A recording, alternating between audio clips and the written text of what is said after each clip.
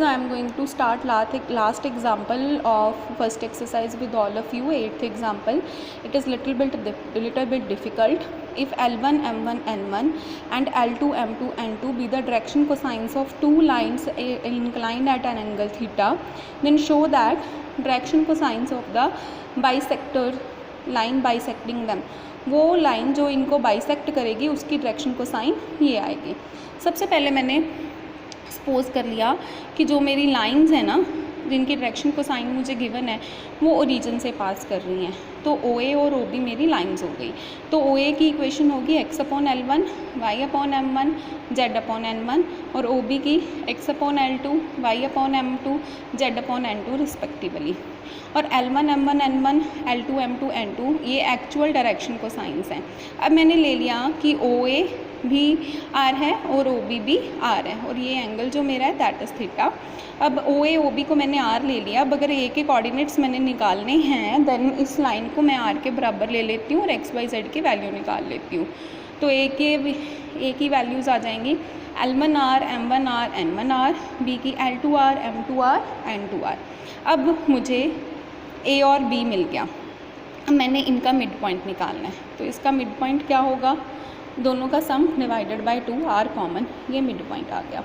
अब मुझे बाइसेक्टर मतलब ओ सी की इक्वेशन निकालनी है.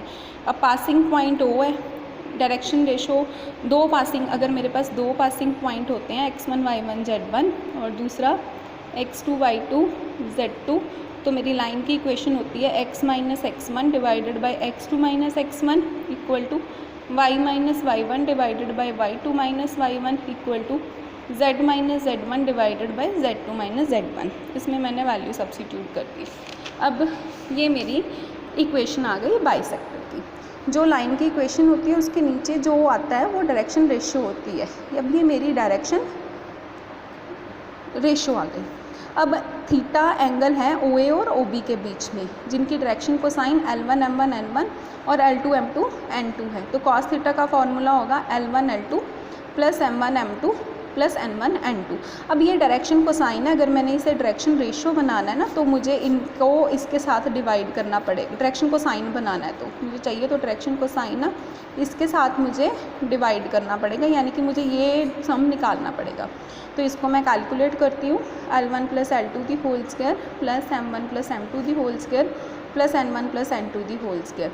ये बन गया मेरे पास L1 square plus M1 square plus N1 square plus L2 square plus M2 square plus N2 square plus 2 L1 N2 M1 M2 N1 N2.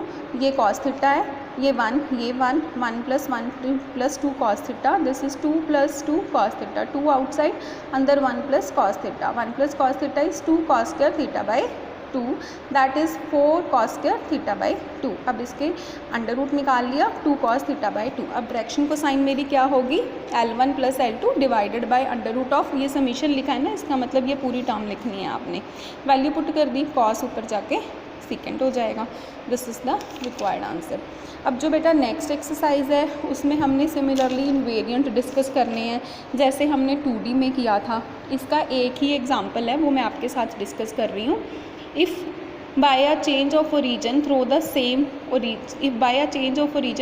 same origin this transformed to alpha x square plus beta y square plus gamma z square, then prove that alpha beta gamma are the roots of v is cubic. ये equation इसमें transform हो जाती है, origin same रहता है. Where a b c are cofactors of small a small b small c. इस determinant में a इसका कोफैक्टर है, a का मतलब कि a जो मेरा आएगा that will be b f c, यानी कि b c minus f square. इसको हम कैसे करेंगे, ये मेरा एक्सप्रेशन है, इसमें ट्रांसफॉर्म हो रहा है. अब ये हमें पता है, चलो ये मैं आपके साथ बाद में ही डिस्कस करूँगी. थोड़ा पिछला मुझे टॉपिक डिस्कस करना